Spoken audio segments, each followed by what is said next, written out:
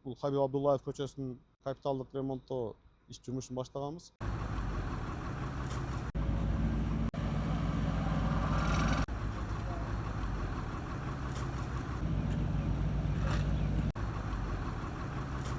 Bu yoldan yürüyüşü öte kıyınele. Bu yakta yolları tar.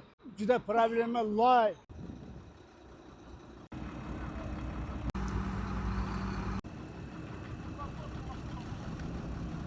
Бул жолдун кеңдиги 15 метр. 1,5 метр тротуар каралган. Ирригационный лотоктор бар, бордюрлар 9 метр жол каралган. 3,5 метрден 2 полоса жол, 1 метрден запасы менен.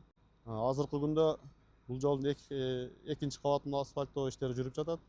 15-16 техника жумуш алып барууда бул жерде. 14-15 бала жумушчулар иштеп атышат. Жакынкы күндө Кудай буйрса асфальтты басып өтсөк, үстүндө жол чийиндерин чийип, жол белгилерин орнотуп, пайдаланууга беребиз. Burun yollar aşçı açar, mana rozimiz.